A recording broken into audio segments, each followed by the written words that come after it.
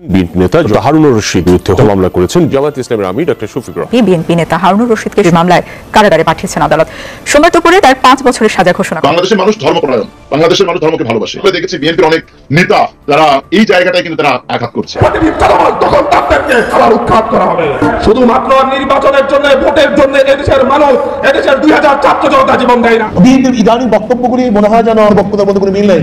আসসালামু আলাইকুম সম্মানিত প্রিয় দর্শক, আজকের খুবই গুরুত্বপূর্ণ একটি নিউজে আপনাকে জানাই স্বাগতম।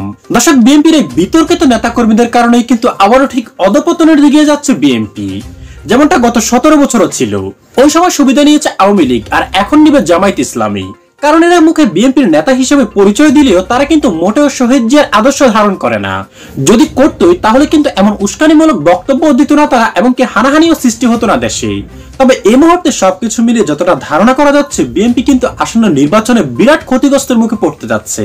এমনকি তাদের জনসমর্থনও কিন্তু কমছে খুব জোরসোরেই। দর্শক, শুরুতে ভিডিওর কিছু অংশ বিশেষ দেখে আশা করি বুঝতে পেরেছেন আমাদের আজকের এই ভিডিওটি ঠিক কোন বিষয়টিকে ইঙ্গিত করছে। তাই আশা করবো আমাদের আজকের এই গুরুত্বপূর্ণ ভিডিওটি একটুকু না টেনে সম্পূর্ণ দেখবেন আপনি, তবে কিন্তু ভিতরের গোপন খবরগুলো জানতে পারবেন আজকের এই ভিডিওর মাধ্যমে। তবে চলুন দর্শক, আর দেরি না করে এবার আমরা পর্যায়ক্রমে সেই ভিডিও ক্লিপগুলি দেখে আসি। আগে একটা জায়গায় সবার ঐক্য থাকা দরকার, কিন্তু আমরা দেখছি যে না, বিএনপি এই জায়গা থেকে ধীরে ধীরে সরে যাচ্ছে।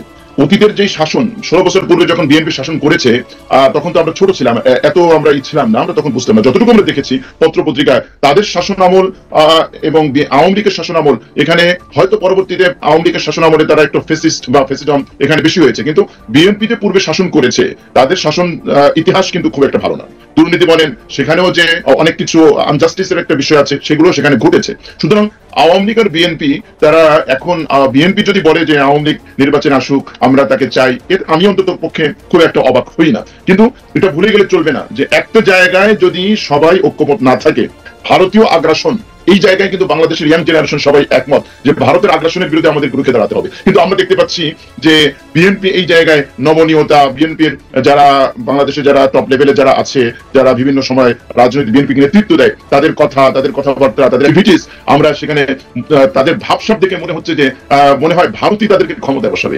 যেটা ভুলে গেলে চলবে না যে বিগত 16 বছর শেখ হাসিনা শুধুমাত্র বাংলাদেশের স্বার্থ মানে গোল্লায় যায় যাক, বাংলাদেশের জনগণ গোল্লায় যায় যাক, তারা মনে করতো যে ভারতই একমাত্র তাদেরকে ক্ষমতা রাখতে পারে, ভারত সরকারই তাদের ক্ষমতা রাখবে। কিন্তু আমরা দেখতে পাচ্ছি, দুঃখজনক হলেও সত্য, যে বিএনপি এই জায়গাটায় মনে হয় তাদের জায়গায় রিপ্লেসমেন্ট হতে যাচ্ছে। অনেকের কথাবার্তা আমরা এরকম একটা আভাস পাচ্ছি যে ভারতকে তুষ্টি করা, এটা ভুলে গেলে চলবে না। বাংলাদেশের ইয়াং জেনারেশন যারা আছে, পরবর্তী প্রজন্ম যারা আছে, যারা ভারতীয় আগ্রাসনের বিন্দুমাত্র তারা বাংলাদেশে বরদাস্ত করবে না। অতীত থেকে আমাদের শিক্ষা গ্রহণ করা চাই। আওয়ামী লীগের যে পরিণতি হয়েছে, যদি কেউ ভারত তোষণ, ভারত প্রীতি, ভারতকে তোষণ করে যদি কেউ বাংলাদেশের রাষ্ট্রীয় ক্ষমতায় আসতে চায়, আমি মনে করি যে সে আশায় গুলে বাড়ি হবে। আমাদের সবচেয়ে বড় চ্যালেঞ্জ যে জায়গাটায়, বর্তমান যে সবচেয়ে বড় চ্যালেঞ্জের জায়গা, সেটা হচ্ছে ভারতীয় আগ্রাসন মোকাবেলা করা। আমি খুব সংক্ষেপে একটা এক্সাম্পল দিই। 1947 সালে যখন দেশ বিভাজন হলো, আপনারা জানেন যে হায়দ্রাবাদ নামক ভারতের বুকের মধ্যে কিন্তু মুসলিম একটা রাষ্ট্র ছিল। হায়দ্রাবাদের নিজস্ব অর্থনীতি ছিল, নিজস্ব মুদ্রা ছিল, সেনাবাহিনী ছিল, জাতিসংঘ তাদের প্রতিনিধি ছিল। এমনকি বাংলাদেশ হচ্ছে 56,000 বর্গ মাইল, হায়দ্রাবাদ ছিল 82,000 বর্গ মাইল, বাংলাদেশ থেকে অনেক বড়। হায়দ্রাবাদ দখল করার জন্য ভারত কিন্তু 3টা ষড়যন্ত্র, 3টা কৌশল অবলম্বন করেছিল। নাম্বার 1 হিন্দু মুসলিম দাঙ্গা লাগানো, নাম্বার 2 হচ্ছে যে মিডিয়ার অপপ্রচার, নাম্বার 3 হচ্ছে ভারত হায়দ্রাবাদে সেখানে কিছু দালাল তৈরি করেছিল।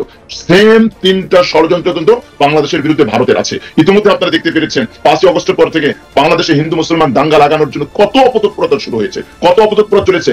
এমনকি সম্প্রতিকালে আপনারা দেখেছেন চাঁপাইনবাবগঞ্জে কি ঘটনা ঘটেছে। সুতরাং হিন্দু মুসলমান দাঙ্গা একটা সম্প্রীতির বন্ধন ছিন্ন করার ভারতের অপতৎপরতা আছে। 2 নম্বর মিডিয়ার অপপ্রচার, এটা তো আর নতুন করে বলার কিছু নাই যে বাংলাদেশ নিয়ে কি অপপ্রচার হয়েছে, কি অপপ্রচার চলছে, ভারতের অনেক পদলেহী আছে। সুতরাং এই জায়গাটায় যদি আমরা ঐক্যবদ্ধ না হই বা ঐক্যকে আমরা ধরে রাখতে না পারি, তাহলে আমি মনে করি যে আমাদেরকে অনেক বড় মাসুল কিন্তু দিতে হবে। সুতরাং এই জায়গায় আমরা একটা বার্তা স্পষ্ট দিতে চাই। আমরা যারা ইয়াং জেনারেশন আছি, যারা তরুণ আছি, যারা মোটামুটি দেশকে ভালোবাসি, ভারত স্বাধীন হয়েছে আমাদের 19 কিন্তু এই যে বিগত 54 বছর বলেন, 54 বছর কিন্তু আমরা ভারতের আগ্রাসন থেকে আমরা কিন্তু বের হতে পারি নাই। যদি ডক্টর ইউনূসের সরকারের সফলতার জায়গাটা আপনি বলেন, আমাকে জিজ্ঞেস করেন যে এই সরকার, অন্তর্বর্তীকালীন সরকারের সফলতা কোন জায়গা, আমি মনে করবো যে 54 বছরের যেই ভারতের আগ্রাসনের মধ্যে আমরা ছিলাম, সেই জায়গা থেকে এই সরকার বা এই 5ই আগস্টের পরে আমরা নতুন মুক্তির একটা পথ পেয়েছি। শুধুমাত্র আমরা এই পথের একটা বাচ্চা শিশু ছেলে আছি। আমরা যদি এই পথে পাড়ি দিতে চাই তাহলে আমাদের কিন্তু অনেক দূর যেতে হবে। ভারত কিন্তু বাংলাদেশকে একটা করদ রাজ্যে পরিণত করেছিল।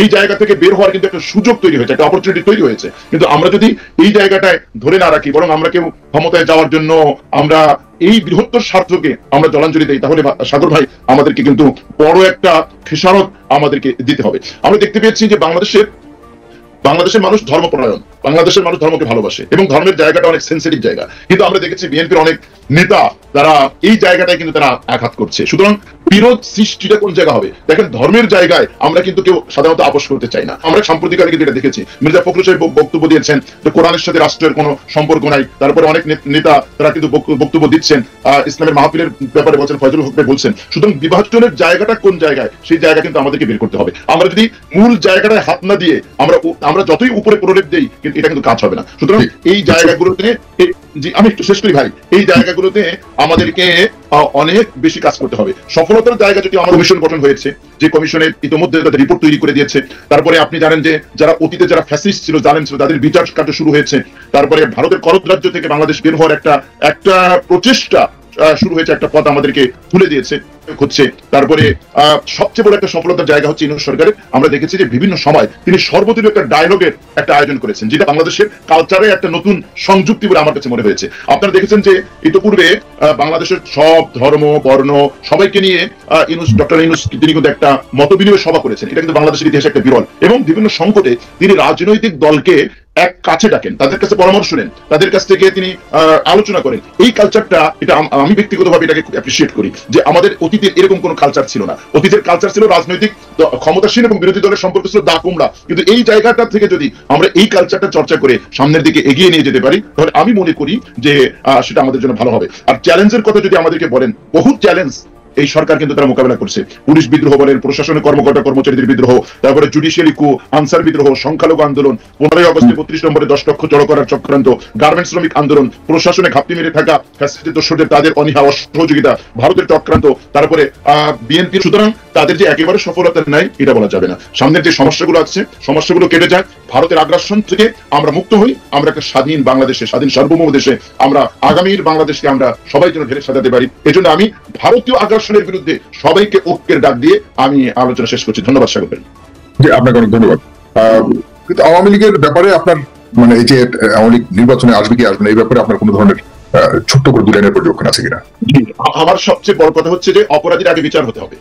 যে অপরাধ করেছে সেই অপরাধীর বিচার হতে হবে। সুতরাং বিচারের আগে আওয়ামী লীগ গণতান্ত্রিক দেশ হিসেবে যারা অপরাধী নয়, অপরাধী দেখেন, অপরাধ যারা করেছে তাদের কথা বলেন, যারা অপরাধ আমি প্লিজ অপরাধ আছে।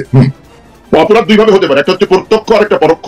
পরোক্ষভাবে আওয়ামী লীগ যারা করে তারা পরোক্ষ, কেউ প্রত্যক্ষ অপরাধী, কেউ পরোক্ষ অপরাধী। অপরাধ একজনই করেছে, আরেকজন সমর্থন দিয়েছে, সুতরাং দুজনই অপরাধী।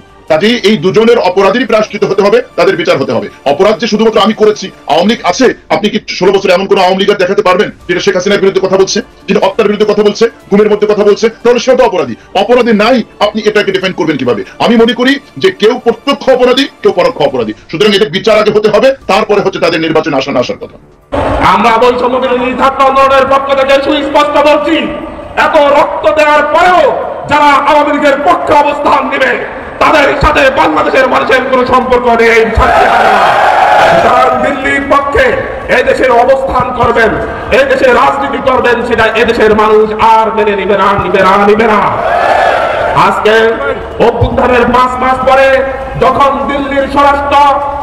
দিল্লির পররাষ্ট্র সচিব বলছে যে আগামী বাংলাদেশের নির্বাচিত সরকারের সাথে সরকার আসলে আমরা সম্পর্ক স্বাভাবিক করব, তার 2 দিন পরেই দেখা যাচ্ছে একটি রাজনৈতিক দলের শীর্ষ নেতা বলছে অতি দ্রুত নির্বাচন দেন, নির্বাচিত সরকারই এই দেশের ভবিষ্যৎ নির্ধারণ করবে।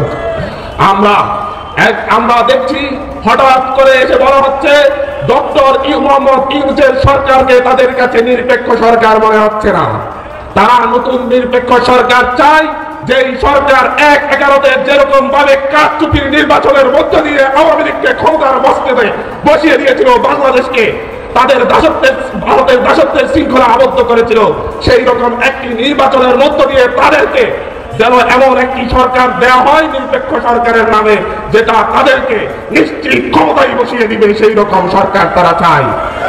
তাদের সেই কথার 2 দিন পরে আমরা দেখছি মোহাম্মদ আলী আরাফাত ফেসবুকে পোস্ট দিয়ে বলছে সেও একটি নিরপেক্ষ সরকার চাই, ডক্টর মোহাম্মদ ইউনূসের সরকার নিরপেক্ষ নয়। আমরা দেখছি আপনাদের ভাষার সাথে আওয়ামী লীগের ভাষা মিলে যাচ্ছে, আপনাদের লক্ষ্য উদ্দেশ্যের সাথে দিল্লির ভারতের লক্ষ্য উদ্দেশ্য মিলে যাচ্ছে।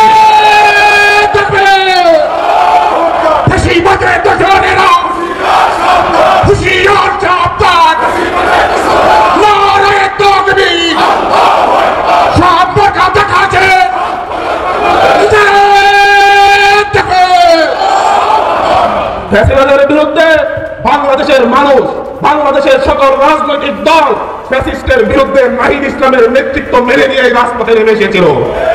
আপনাদের নেতৃত্ব যদি এদেশের মানুষ আপনাদের নেতৃত্বের উপর যদি ভরসা রাখতো, তাহলে সেই 28 অক্টোবর শেখ হাসিনা দেশ থেকে পালাতো। আপনারা সেদিন পল্টন ময়দানের সেই লক্ষ লক্ষ মানুষদেরকে টিয়ার গ্যাসের সামনে পেলে মঞ্চ থেকে পালিয়েছেন, এই দেশের মানুষগুলো যায়নি। আজকে আপনারা নাহিদ ইসলাম, আসিফ মাহমুদের চাইতে নিজেদেরকে দেশপ্রেমিক মনে করছেন। 5ই আগস্টের পরে আপনাদের নেতাকর্মীরা পথে ঘাটে যে লেভেলের চাঁদাবাজি শুরু করেছে, দখল দায়িত্ব শুরু করেছে। এই কারওয়ান বাজারের প্রতিটি সবজি দোকান থেকে তারা চাঁদাবাজি করছে, এখানকার প্রতিটি রিক্সাওয়ালার থেকে তারা চাঁদাবাজি করছে। যেই চাঁদাবাজি আওয়ামী লীগ করতো, যেই চাঁদাবাজি ছাত্রলীগ করতো, যেই চাঁদাবাজি যুবলীগ করতো, এখন আপনারা সেই চাঁদাবাজির হাত হস্তান্তর করে নিজেদের হাতে দিয়েছেন।